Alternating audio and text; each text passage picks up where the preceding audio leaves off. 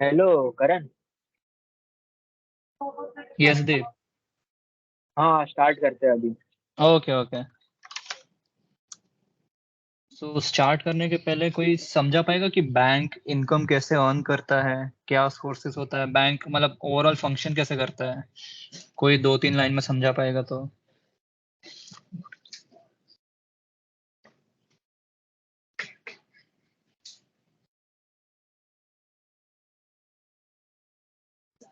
राघवेंद्र, अलवीरा, सिद्धि, मयूर, आयुष, कोई भी क्या? आप समझा पाएंगे? बैंक फंक्शन कैसे करता है, बैंक अर्न कैसे करता है?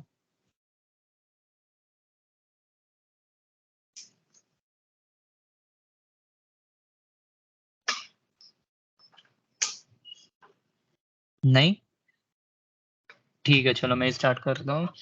सो बैंक का बेसिक फंक्शन कैसा होता है कि बैंक लोन्स प्रोवाइड करता है आगे लेंडर्स को, और डिपॉजिट्स एक्सेप्ट करता है कस्टमर से। सो जो वो डिपॉजिट्स एक्सेप्ट करता है कस्टमर से, उस पे उसको इंटरेस्ट पे करना रहता है, बैंक पे करता है।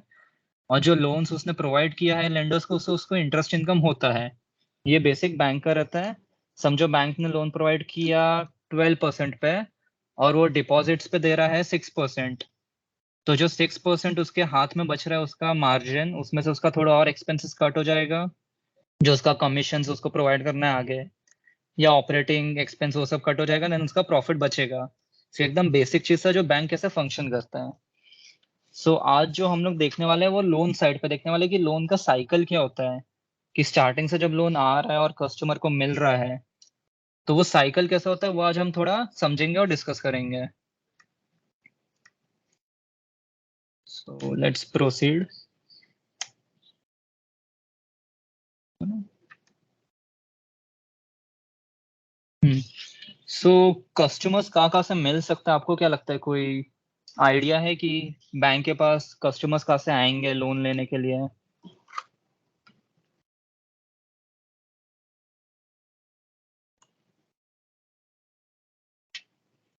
गाइस आई एक्सपेक्ट कि आप भी पार्टिसिपेट करेंगे, कि सबने लोन साइकिल में काम किया हुआ ही है किधर ना किधर।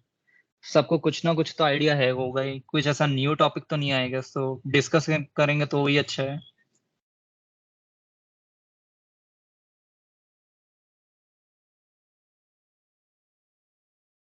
आई रिपीट माई क्वेश्चन कि कस्टमर्स कहाँ कहाँ से आ सकते हैं, कौन से सोर्सेस है कि कहाँ से कस्टमर्स मिलेंगे बैंक को?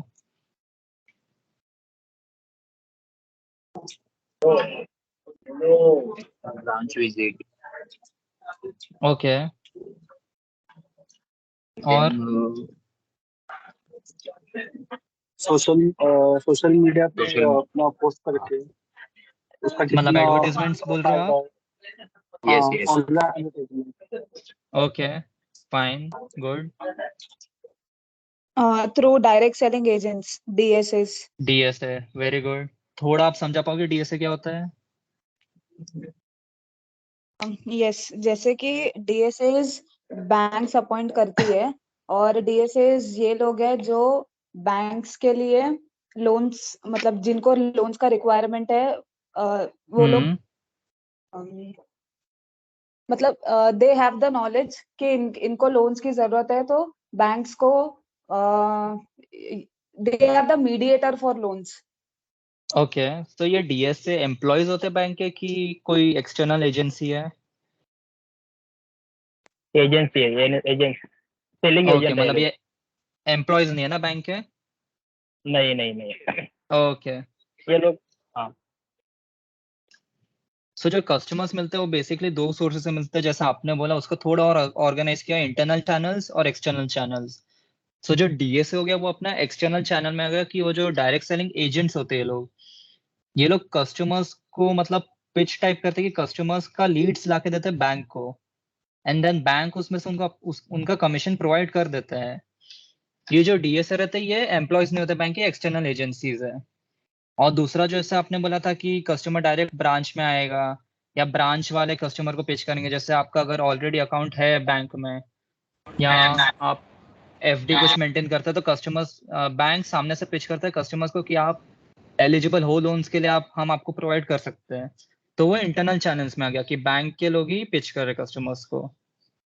सो ये दो बेसिक कस्टमर सोर्सिंग चैनल हो गए जहाँ से लोन के लिए कस्टमर्स मिलते हैं बैंक को। देन एक बार कोई हेलो कोई कुछ बोल रहा था?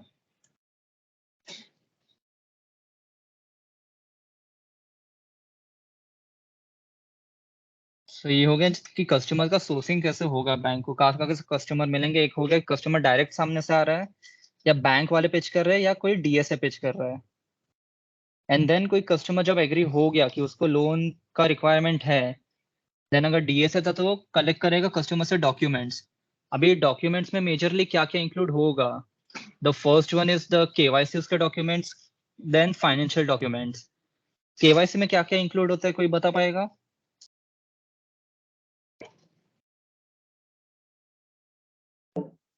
पैन, आधार।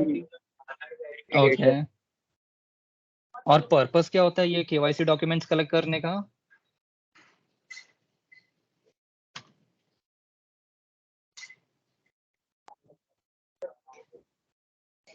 अरे सॉरी, आपका वॉइस ब्रेक हो गया था क्या?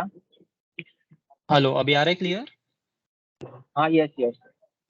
केवाईसी डॉक्यूमेंट्स कलेक्ट करने का पर्पस क्या होता है, क्यों कलेक्ट कर रहा है बैंक केवाईसी डॉक्यूमेंट्स? अपने कस्टमर को जानने के लिए कि वो कस्टमर एग्जिस्ट करता है कि नहीं करता। ओके।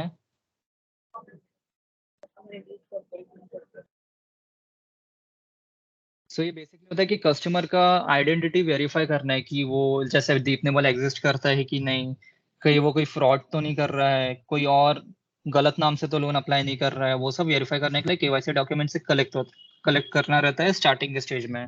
देन फाइनेंशियल डॉक्यूमेंट भी कलेक्ट होते हैं। देन जो ये डीएसए ने डॉक्यूमेंट्स कलेक्ट कर लिए, देन ये जाते हैं सीपीए स्टेज पे, जहाँ पे सीपीए इज बेसिकली कि वो लोग पहले डॉक्यूमेंट्स की स्क्रूटिनी करते हैं कि सब डॉक्यूमेंट्स जो जो रिक्वायर्ड है लोन में वो कलेक्ट हुआ है कि नहीं। जो डॉक्यूमेंट्स और एक एप्लीकेशन फॉर्म होता है हर बैंक का, सो प्रॉपरली फिल्ड है कि नहीं, या चेकलिस्ट बराबर फिल किया हुआ है कि नहीं, कोई एरिया मिसिंग तो नहीं है कोई फील्ड। तो वो एक स्क्रूटिनी टाइप सीपीए परफॉर्म करते हैं एंड देन वो सिस्टम में उसका डेटा इनपुट करते हैं। और ये सीपीए वाला एक्टिविटी हम करते भी है ट्रैक्टर लोन में। कोई है इधर से जिसने ट्रैक्टर लोन किया होगा?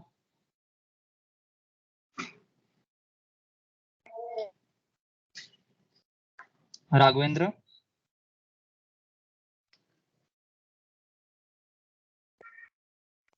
हेलो। जी राघवेंद्र, आपने ट्रैक्टर लोन किया हुआ है ना, तो आप थोड़ा सा बता पाएंगे कि क्यों करते हैं हम, वो उसमें क्या होता है, क्योंकि ये लोन साइकिल का एक पार्ट है बार सेकंड। क्वेश्चन रिपीट करो। हाँ, सीपीए, एक हम बार क्वेश्चन सीपीए का रिपीट काम करोगे? करते हैं ट्रैक्टर लोन में। यस। तो वो सीपीए का काम का हाँ। पर्पस क्या है, हम क्यों कर रहे हैं वो ट्रैक्टर लोन का एक्टिविटी? आप थोड़ा सा बता पाएंगे ट्रैक्टर लोन उसमें का। तो? हाँ, एक्चुअली ट्रैक्टर लोन क्या का क्या हम हम लोग डॉक्यूमेंट्स सीपीए चेक करते हैं उसमें? अटैक।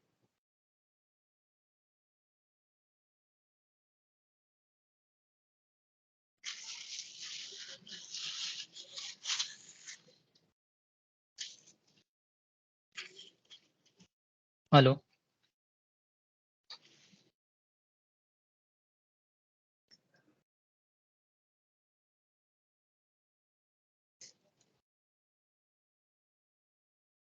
राघव का शायद आवाज नहीं आ हेलो। रहा। हेलो, हाँ राघव बोलिए। मेरा नेटवर्क थोड़ा ये है इश्यू, नेटवर्क का ओके इश्यू हो ओके, रहा है। नो प्रॉब्लम नो प्रॉब्लम, ठीक है।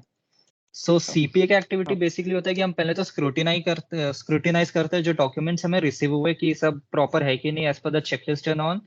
एंड देन उसका डेटा हम फिल करते हैं सिस्टम में।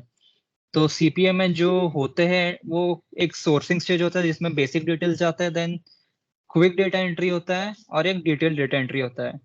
जो डिटेल्स जाता है मैं बोलूँ तो उसमें जाता है कि कस्टमर का बेसिक डिटेल्स कि उसका नाम क्या है, डेट ऑफ बर्थ क्या है, कौन से लोकेशन से वो बिलोंग करता है, कौन से प्रोडक्ट का लोन उसने अप्लाई किया हुआ है, उस वो लोन के लिए कोई सिक्योरिटी या कोलैटरल कुछ भी प्रोवाइड कर रहा है कि नहीं, अगर कर रहा है तो उसका डिटेल्स की उसका अमाउंट क्या है, देन लोन अमाउंट क्या है, कौन सा टेन्योर है लोन का, ये सब बेसिक डिटेल्स जाता है सीपीए स्टेज में। एंड सीपीए स्टेज के बाद उसका ये लोन आईडी जनरेट होता है, एक एप्लीकेशन आईडी जिसको बोलते हैं, वो जनरेट होता है। देन ये जाता है क्रेडिट टीम के पास। सो क्रेडिट टीम का मेन पर्पस ये है कि वो लोग पहले तो पॉलिसी पैरामीटर्स चेक करेंगे। अगर वो कस्टमर कोई स्पेसिफिक प्रोडक्ट में अप्लाई किया लोन के लिए, तो वो प्रोडक्ट के पॉलिसीज वो कंप्लाई कर रहा है कि नहीं, उसका बेसिक डेमोग्राफिक्स चेक होएगा, जैसे एज हो गया, फिर कौन से लोकेशन से, वो सब होगा। देन कितना प्रोसेसिंग फी एप्लीकेबल है लोन में, वो सब चेक होगा।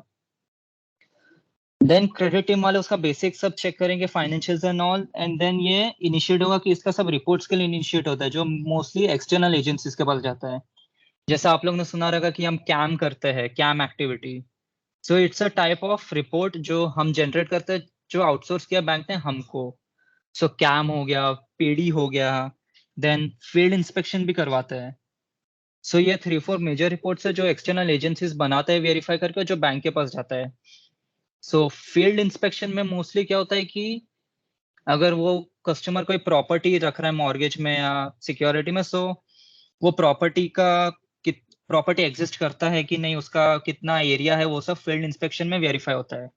देन पीडी में तो आपको पता रहेगा, हम जाते हैं क्या क्या हम डिटेल्स लेते हैं कि उसका पर्सनल इंफॉर्मेशन हो गया, देन फाइनेंशियल्स हो गया, देन बिजनेस प्रोसेस का मेन हमारा फोकस रहता है कि वो बिजनेस क्या कर रहा है, उसको इनकम कहाँ से जनरेट हो रहा है।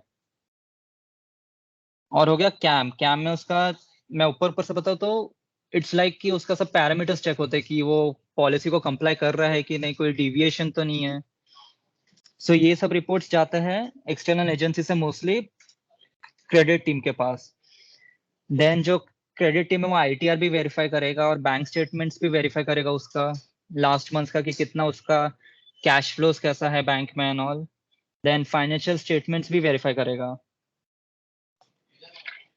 देन वो जाता है आरसीयू के पास। आरसीयू का फुल फॉर्म कोई बताएगा?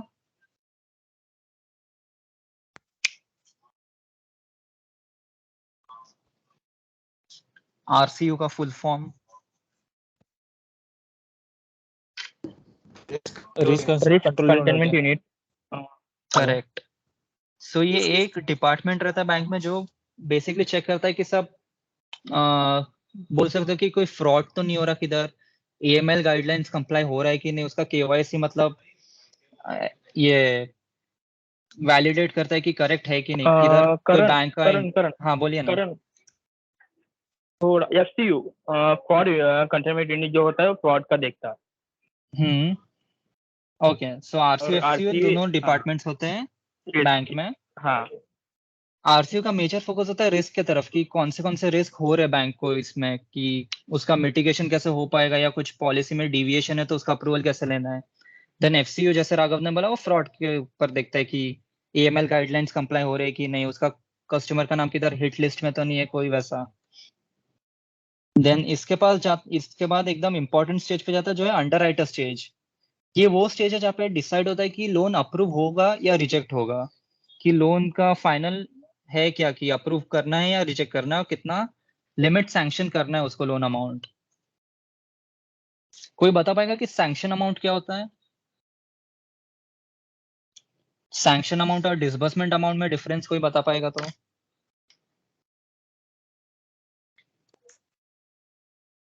हेलो। जी बोलिए ना। सैंक्शन अमाउंट वो होता है जो आपका पेपर वर्क वगैरह देख के, मतलब सब कुछ एनालाइज करके जो आपको असाइन होता है वो सैंक्शन अमाउंट होता है। और disbursement okay. Amount customer approve करते हैं कि जैसे कि 4 लाख का अगर आपका अप्रूव हुआ हो, लेकिन आपको अगर नीड 2 लाख की हो, तो आप सिर्फ 2 लाख कर सकते हो और वही आपको आपके अकाउंट में डिसबर्स होता है। करेक्ट, तो बिल्कुल उसी correct, thank you so much. So जैसे प्रिया जी ने बोला कि सैंक्शन अमाउंट इज लाइक कि आपके क्रेडिबिलिटी चेक के बेसिस पे बैंक आपको कितना प्रोवाइड कर सकता है, कि आपका फाइनेंशियल बैंक ने चेक किया, पूरा क्रेडिबिलिटी चेक किया, बिजनेस एंड ऑल, कितना कैश फ्लोज है, आईटीआर है, वो सब बेसिस पे बैंक कितना प्रोवाइड कर सकता है आपको। फॉर एग्जांपल अगर बैंक आपका पूरा क्रेडिबिलिटी पे 10 लाख प्रोवाइड कर सकता है, तो वो हो गया आपका सैंक्शन अमाउंट, कि बैंक इतना मैक्सिमम सैंक्शन कर सकता है आपको। पर अगर आपको रिक्वायरमेंट ही अगर 7 लाख का 10 लाख में से, तो आप 7 लाख का ही आस्क रखोगे और वो डिसबर्स उतना ही होएगा। तो सैंक्शन अमाउंट इज बेसिकली कि कितना आपको मिल सकता है, और डिसबर्समेंट अमाउंट कि आपको कितना रिक्वायरमेंट है फाइनल जो मिलेगा। ठीक है। सो ये सैंक्शन अमाउंट भी डिसाइड होता है अंडरराइटर स्टेज पे। देन अंडरराइटर स्टेज पे और भी चीजें चेक होती है, जैसे लीगल एस्पेक्ट चेक होता है कि उसका LSR रिपोर्ट हो गया, TSR रिपोर्ट हो गया, टेक्निकल रिपोर्ट। LSR में बेसिकली चेक होता है कि अगर आपका ये हो गया, आपने प्रॉपर्टी कोई मॉर्गेज में रखा है तो उसका लीगल ओनर कौन है, वो ओनरशिप है कि भी नहीं, इसके नाम पे, जो एप्लीकेंट है उसके नाम पे या कोई एप्लीकेंट के नाम पे। देन उसके प्रीवियस ओनर्स कौन थे वो पता चलता है उसमें। देन टेक्निकल वेरिफिकेशन में पता चलेगा कि प्रॉपर्टी का ये क्या है, वैल्यू कितना है, वैल्यूएशन बैंक कंडक्ट करवाता है कि जो लोन अमाउंट है वो कवर हो पा रहा है कि नहीं उसके प्रॉपर्टी वैल्यू में। सो वैल्यूएशन रिपोर्ट एक चेक होगा। सो ये सब मेजर रिपोर्ट्स है, और वो जो थर्ड पार्टी रिपोर्ट्स है जैसे बोला कैम, PD, ये सब भी इधर चेक होगा। एंड देन फाइनल ये जाएगा कि अप्रूव करना है या रिजेक्ट करना है। देन उसी के हिसाब से एक सैंक्शन नोट बनता है जिसपे जैसे बताया था कि सैंक्शन एक अमाउंट की क्रेडिबिलिटी के हिसाब से क्या उसका सैंक्शन अमाउंट हो सकता है वो डिसाइड होगा। देन वो कस्टमर को बताया जाएगा कि हम इतना सैंक्शन कर सकते हैं आपको। देन कस्टमर उसको एक्नॉलेज करता है कि उसको एक्सेप्ट है या रिजेक्ट है। समझो सैंक्शन हुआ 10 लाख, पर कस्टमर का रिक्वायरमेंट था 15 लाख का, तो कस्टमर ये रिजेक्ट भी कर सकता है या सिर्फ 10 लाख भी एक्सेप्ट कर सकता है, तो ये कस्टमर को एक्नॉलेज करना रहता है। सो अगर कस्टमर ने एक्नॉलेज कर दिया कि उसको हाँ ठीक है कि जितना सैंक्शन हुआ उतना उसको रिक्वायरमेंट है, और वो मतलब वैलिडेट कर रहे हैं कि हाँ ठीक है चलेगा मेरे को इतना, देन वो नेक्स्ट स्टेज पे जाएगा। अगर रिजेक्ट कर दिया तो फिर लोन प्रोसेस का उधर ही खत्म हो जाएगा।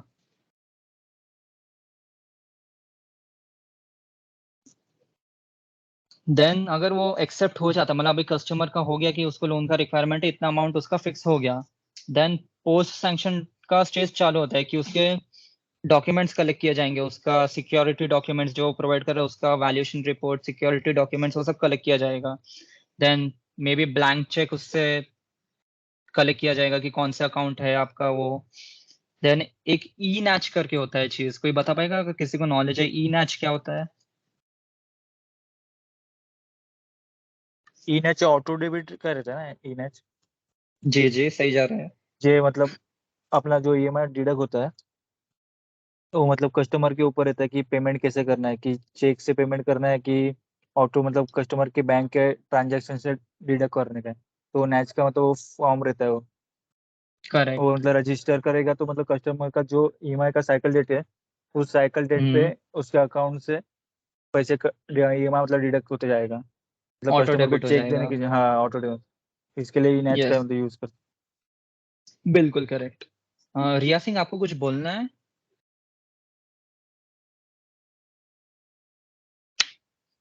Hello, hi Riya. Yes hi. Karan actually एक डाउट था आपके सैंक्शन वाले पॉइंट पे था कि जो जी बोलिए ना। सैंक्शन का एक प्रोसेस है ये हर एक लोन में एप्लीकेबल होता है क्या, जैसे कोई भी टाइप का लोन हो तो? जी जी सैंक्शन हर एक लोन में एप्लीकेबल होता है अ, कि लोन। जैसे जैसे एक ऑटो लोन ले रहे हैं उस पे भी हाँ सैंक्शन लेटर एप्लीकेबल होता है, कस्टमर को मिलता है सैंक्शन लेटर? जी मिलता है, उसका क्रेडिबिलिटी के बेसिस पे बैंक कितना प्रोवाइड कर पाएगा वो उधर से वेरीफाई होगा। Okay thank you. Thank you so much. Then e NACH पे हम डिस्कस करें तो सो ई नैच इज बेसिकली कि उसका EMI एवरी मंथ एक पर्टिकुलर डेट पे ऑटोमेटिकली विड्रॉ हो जाएगा उसके अकाउंट में से, वो अमाउंट कट हो जाएगा, मतलब बेसिकली कि हर वो डेट EMI डेट पे ऑटोमेटिक वो अमाउंट विड्रॉ हो जाएगा उसके अकाउंट से, कस्टमर को आके पे करने की जरूरत नहीं है। सो इसके लिए एक अप्रूवल चाहिए रहता है कस्टमर का जो ई नैच फॉर्म पे रहता है। तो कस्टमर पहले ही अप्रूव कर रहा है कि हाँ कि बैंक मेरे अकाउंट से हर डेट पे ये स्पेसिफिक अमाउंट विड्रॉ कर सकता है। सो ई नैच का ये यूज रहता है इधर। देन हमारा बनता है डिसबर्समेंट मेमो, जो क्रेडिट टीम बनाएगा कि फाइनल, जैसे मैंने बोला कि सैंक्शन अमाउंट तो पहले बन चुका था कि कितना बैंक दे सकता है, फिर जो कस्टमर ने एग्री किया था उसके बेसिस पे एक फाइनल डिसबर्समेंट मेमो बनेगा कि एक्चुअल में कितना डिसबर्समेंट हो रहा है, कौन से रेट ऑफ इंटरेस्ट पे हो रहा है, कितने टेन्योर के लिए हो रहा है, ये डिसबर्समेंट मेमो में ये सब मेंशन रहेगा। वो देन जाएगा ऑपरेशंस टीम के पास बैंक के। सो ऑपरेशंस टीम ये सब इंफॉर्मेशन को सिस्टम में इनपुट करेगा, जो उनका फिन1 या फिनैकल जो भी वो बैंक पर्टिकुलर यूज कर रहा है अपना कोर बैंकिंग सिस्टम उसमें इनपुट करेगा, और उसका उधर रीपेमेंट शेड्यूल भी रेडी हो जाएगा ये टाइम पे।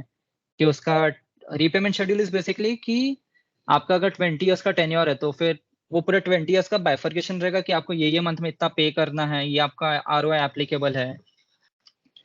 सो ये सिस्टम में इन्फो इनपुट कर देगा ऑपरेशंस टीम। देन अभी डिसबर्समेंट का टाइम आ गया तो ये जाएगा ट्रेजरी डिपार्टमेंट के पास, जो इसको रिसोर्स टीम भी बोला जाता है कोई कोई बैंक्स में। तो ये लोग क्या करते हैं कि फंड का अरेंजमेंट करेंगे, और अगर चेक से डिसबर्समेंट होना है कस्टमर को तो एक चेक रेडी करते हैं, या डायरेक्ट अकाउंट्स में भी डिपॉजिट कर देते हैं कस्टमर के, जैसे वो पर्टिकुलर लोन में एप्लीकेबल है। देन ये अगर चेक से विड्रॉ होता है तो वो सेल्स मैनेजर को जाता है, और वो सेल्स मैनेजर या आरएम जो भी है जिसने कस्टमर से कांटेक्ट किया रहेगा स्टार्टिंग में लोन के, वो दे देता है कस्टमर को वो चेक पर्टिकुलर लोन अमाउंट का जो रिक्वायरमेंट था कस्टमर को। देन जो बेसिक वेलकम किट रहता है बैंक का वो चले जाता है कस्टमर के पोस्टल एड्रेस पे, और रीपेमेंट शेड्यूल का एक कॉपी भी चले जाता है। तो ये था बेसिक स्टार्टिंग से एंड तक, मतलब ये ओवरव्यू था।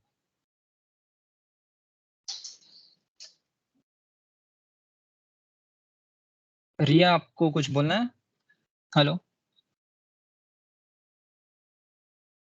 नो करण।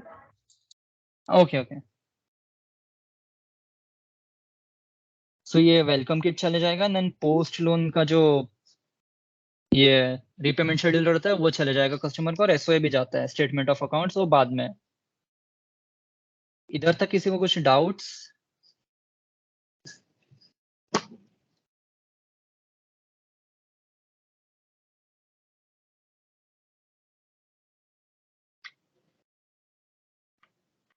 हेलो। जी बोलिए ना। ये नाच का थोड़ा एक्सप्लेन करेंगे क्या? नैच का overview. Explain, okay okay okay. So जैसे अभी आपने लोन के लिए अप्लाई किया और आपका सैंक्शन हो चुका है लोन, और आप मतलब एग्री भी करते हो कि मेरे को इतना इतना लोन का रिक्वायरमेंट है, सब अप्रूव हो चुका है, ठीक है, आपको लोन मिल गया। ओके। देन अभी आपको एवरी मंथ ईएमआई पे करना रहता है, इक्वेटेड मंथली इंस्टॉलमेंट्स। सो वो जो ईएमआई रहता है वो एक तो हो गया कि कस्टमर खुद आके पे कर दे ब्रांच में आके हर महीने, या ऑटोमेटिक उसके अकाउंट से हर महीने बैंक ही कट कर दे, कस्टमर को कुछ करने की जरूरत नहीं है। इधर तक समझा आपको प्रिया? हाँ हाँ। सो जो फर्स्ट ऑप्शन था कि कस्टमर खुद आके पे करे ब्रांच में आके, इसमें तो कुछ रिक्वायर्ड नहीं अप्रूवल, कि वो खुद ही आके ये पर्टिकुलर डेट पे आके ब्रांच में उसका चेक या कैश जो भी है सबमिट कर देगा। पर जो दूसरा ऑप्शन था कि बैंक ऑटोमेटिक उसके अकाउंट में से विड्रॉ कर दे वो फंड्स, उसमें ये ई नैच का रिक्वायरमेंट होता है कि इट्स बेसिकली कि कस्टमर अप्रूव कर रहा है बैंक को कि हाँ आप ये पर्टिकुलर डेट पे मेरे अकाउंट से पर्टिकुलर अमाउंट विड्रॉ कर सकते हो। तो मतलब ईसीएस भी वही होता है ना, जैसे अपन कोई कैंसिल चेक देते हैं और वो ऑटोमेटिक कटते जाते हैं अपनी ईएमआई जी से। जी। जैसे ईसीएस तो इलेक्ट्रॉनिक क्लियरिंग हाउस जैसा हो गया, वो तो जो चेक्स हम विड्रॉ सबमिट करते हैं बैंक में वो क्लियर करने के लिए होता है। ई नैच इज अ फॉर्म जिसपे आप अप्रूवल दे रहे हो कि हाँ आप डेबिट ऑटो डेबिट कर आवाज दो मेरे अकाउंट में से। अच्छा।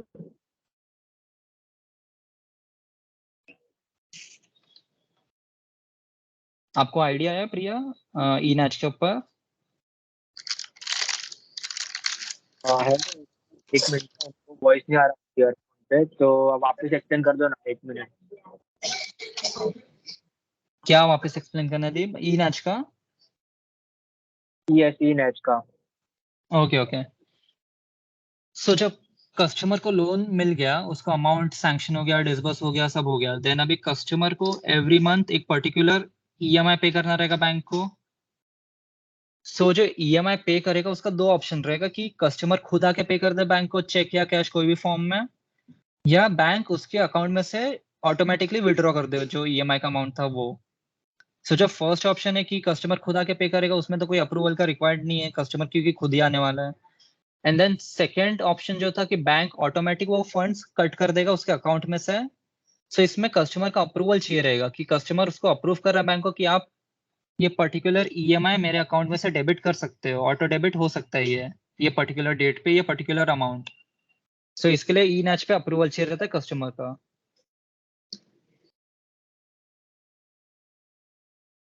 Okay okay. ठीक है। हेलो। देन ये आपका, हाँ बोलिए ना। हाँ, ई मैच है, ई मैंडेट सेम है क्या? ई मैंडेट जितना मैंने सुना है कि सेम ही है, सिमिलर ही है, पर मेरे को भी कंफर्मेशन करना पड़ेगा इस पे। सो ये मैं थोड़ा और पढ़ के आपको रिवर्ट करता हूँ ग्रुप पे ही। ठीक है, थैंक यू। करण, जो आप जी हेलो, आई एम ऑडिबल? जी जी जो आप इमेज के बारे में बता रहे हो, इट इज बेसिकली आप ये बोलना चाह रहे हो ना कि अप्रूवल फॉर्म है जो कस्टमर देता है कि आप मेरे उससे ऑटो डेबिट कर सकते हैं। करेक्ट। तो ये अप्रूवल फॉर्म है और ऑटो डेबिट एक फैसिलिटी है। नहीं ऑटो डेबिट मतलब आपने लोन लिया 10 lakhs का, आपका एवरी मंथ का ईएमआई है समझो 25,000, तो बैंक हर मंथ 25,000 आपके अकाउंट में से ऑटोमेटिक डेबिट कर देगा, मतलब कट कर देगा। यस, तो फिर जो ई नेच है इसमें और उसमें क्या डिफरेंस है? जैसे स्टैंडिंग चार्जेस होते हैं और ऑटो डेबिट है और ई नेच है, इन तीनों में डिफरेंस क्या है फिर? ई नैच फॉर्म का नाम है, ऑटो डेबिट तो मतलब ये हो गया ना, कॉन्सेप्ट हो गया कि ऑटोमेटिकली अमाउंट कट होते जा रहा है हर महीने। ओके, तो इन सब के लिए ही हम ई नेच के थ्रू अप्रूवल देते हैं जी, to the bank. Customer approve okay, करता है कि हाँ आप कट कर सकते हो वैसा। Okay, thank you so much.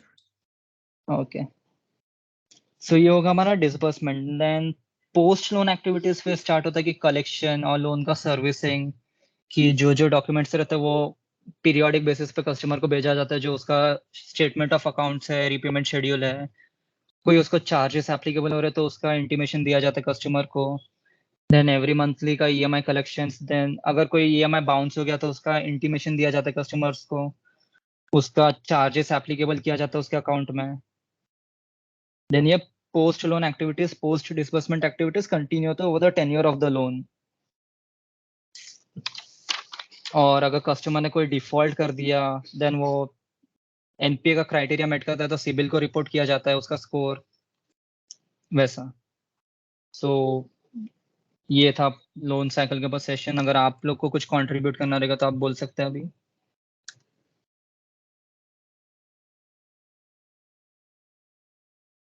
ये वाला पीडीएफ भी मैं शेयर कर दूंगा ग्रुप पे, सो आप और इन डिटेल पढ़ सकें। ये हाफ एन आवर में तो मतलब ओवरव्यू है, पूरा पॉसिबल नहीं है हर एक चीज का डिस्कशन करना। तो ये पीडीएफ में मैं एक बार शेयर कर देता हूँ। कोई बता पाएगा कि हमारा फर्म इस ये सब में कहाँ का एक्टिविटीज कर रहा है, ये पूरे लोन साइकिल में कौन से एक्टिविटीज कर रहा है?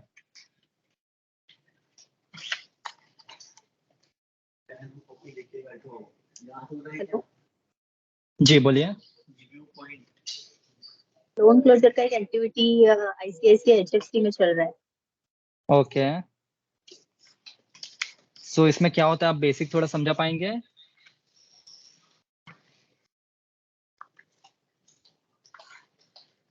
कस्टमर का जैसे मतलब लोन क्लोज करने के लिए या फोर क्लोज करने के लिए कुछ रिक्वेस्ट करते हैं। वो रिक्वेस्ट को ओके। हम लोग जो एसआर वगैरह रहते हैं उसको एनालाइज करके उसके जो जो रिक्वायरमेंट रहते हैं उसको फोरक्लोज करने के लिए क्या अमाउंट देना पड़ेगा, कौन से डेट तक देना पड़ेगा, ये हम लोग कैलकुलेट करके उनको बताते हैं। तो जैसे उनका वो अमाउंट आ जाता है हम लोग उनका लोन क्लोज कर देते हैं। ओके, तो हम लोग फिनवन और में कोई करते हैं। बता पाएगा? मयूर बता पाएगा। हेलो जी मयूर हेलो, बोलिए। वॉइस आ रही है मेरी?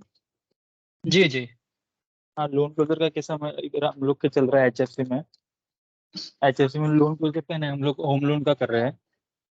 जो होम लोन के लिए कस्टमर लोन लेते हैं, हम्म। तो लोन मतलब जिसने कस्टमर का मतलब होम लोन रहता है उसके लिए होम लोन का कर रहे हो। इसमें क्या किया जाता है कि कस्टमर का मतलब जो लोन है होम लोन के लिए लेते हैं उनको कोई चार्जेस तो नहीं लगता। और जो होम लोन के अदर रहता है बिजनेस पे, हेलो, हाँ बिजनेस हाँ, के आ लेते रहा हैं है आपका उसके लिए, आवाज मयूर।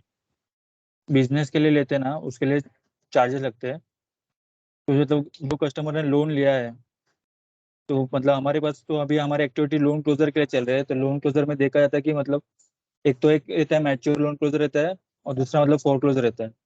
मैच्योर लोन क्लोजर में ओके। कैसे रहता है कि एक कस्टमर है, कस्टमर ने मतलब 10 साल के लिए लोन लिया है, तो मतलब वो रेगुलरली पे कर रहा है ईएमआई। और आफ्टर रेगुलर हम्म ईएमआई पेड करने के बाद पोस्ट का पॉज जीरो हो जाता है, और मतलब उसका प्रिंसिपल ही जीरो होता है, मतलब वो मैच्योर में हो गया है। तो मतलब वो हम्म। जीरो पे डायरेक्टली क्लोज होता है। और दूसरा रहता है फोर क्लोजर रहता है। तो फोरक्लोजर में भी दो रहता है कि इंटरनल बैलेंस ट्रांसफर रहता है और एक एक्सटर्नल बैलेंस ट्रांसफर रहता है। इंटरनल बैलेंस ट्रांसफर में कैसे रहता है कि कस्टमर है, HFC का कस्टमर है, तो HFC का कस्टमर जा रहा है ICICI बैंक के, तो हो गया इंटरनल बैलेंस ट्रांसफर। और एक्सटर्नल में कैसा रहता है कि मैंने HFC से लोन लिया है, पर मुझे मतलब दूसरे इधर एक्सिस से कोई अदर बैंक है, कोई NBFC है, उधर से कम इंटरेस्ट पे लोन मिल रहा है, तो मतलब अब BT करता है वो कस्टमर, तो मतलब हो गया एक्सटर्नल बैलेंस ट्रांसफर हो गया। तो ऐसे दो है, ऐसे दो ऐसे आते हैं। और दूसरा और रहता है मतलब कस्टमर को मतलब अभी उसके पास है, प्रॉफिट हो गया बिजनेस में ज़्यादा, तो ऐसे डायरेक्टली क्लोज कर देते हैं। ओके, आप इसका तो एक हमें बार एग्जांपल रिपीट करेंगे क्या, इंटरनल बैलेंस ट्रांसफर का? इंटरनल बैलेंस ट्रांसफर मतलब HFC और ICICI है, HFC का ओके, कस्टमर ICICI बैंक में जा रहा है, ओके, मतलब सेम तो प्रमोटर मतलब ग्रुप में जा रहा है। ओके, हाँ, ओके। तो इंटरनल बैलेंस ट्रांसफर हो गया। और एक्सटर्नल बैलेंस ट्रांसफर में कैसे रहता है कि एक कस्टमर ने HFC से लोन लिया है, तो जी, कस्टमर को मतलब दूसरे NBFC से कुछ अदर बैंक से कोई लोन कम इंटरेस्ट रेट पे मिल रहा है, तो मतलब वो जी। बैलेंस ट्रांसफर कर लेता है। और नहीं तो अपना मतलब कोई बिजनेस में रहेगा कि उसको बहुत प्रॉफिट हो गया तो लोन क्लोज करने का रहता है, तो लोन क्लोज हो जाता है वैसे ही। और जो लोन क्लोज करते वक्त अगर उसने होम लोन पे लिया रहेगा लोन, तो मतलब उसको कोई चार्जेस लगता नहीं, पर किसी ने लैब के लिए लिया रहेगा तो उस पर फोreclosure का पेनल्टी चार्जेस लगता है पे करने के लिए। Okay, thank you so much. So और कोई बता पाएगा कि और क्या क्या एक्टिविटीज हम करते हैं ये पूरे लोन साइकिल में?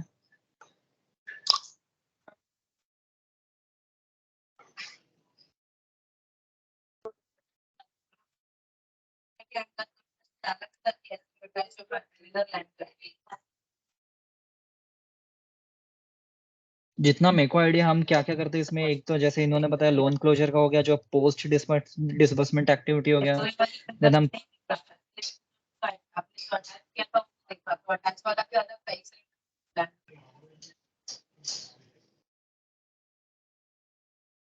एक लोन क्लोजर का एक्टिविटी हो गया, देन हम कैम रिपोर्ट्स प्रिपेयर करते हैं, देन PD रिपोर्ट्स प्रिपेयर करते हैं, देन हम ट्रैक्टर लोन का काम करते हैं जो बेसिकली CPA का काम हो गया, जो स्टार्टिंग में बताया था, स्क्रूटिनी करना डॉक्यूमेंट्स का और उसको इनपुट करना सिस्टम में। और फिर रिकंसिलेशन भी हम करते हैं पूरे पोर्टफोलियो की, पूरा लोन का पोर्टफोलियो उसका रिकंसिलेशन करना, सर्विसिंग चेक करना कि हो रहा है कि नहीं, फंड्स कलेक्ट हो रहा है कि नहीं। और एक CLSS का भी हम करते थे जिसमें हम बेसिकली ये चेक करते कि जो लोन प्रोवाइड किया वो कोई गवर्नमेंट स्कीम के अंदर हो रहा है कि नहीं एप्लीकेबल, तो वो बेनिफिट पास ऑन करना कस्टमर्स को।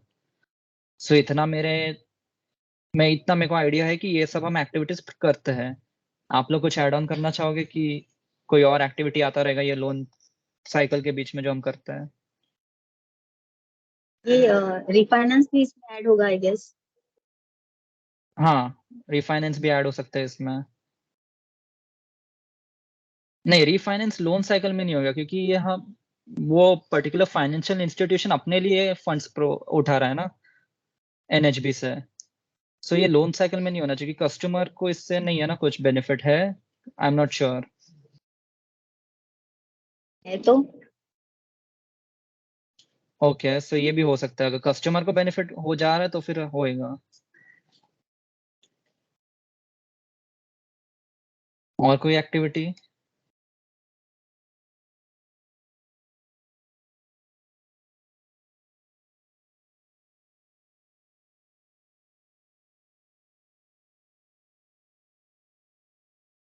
ओके, देन हम सेशन कंक्लूड करते हैं। थैंक यू सो मच सबको अटेंड करने के लिए। एक और सेशन है जो 4:30 को है, जो कृष्णा लेने वाले हैं। आई होप कि आप सब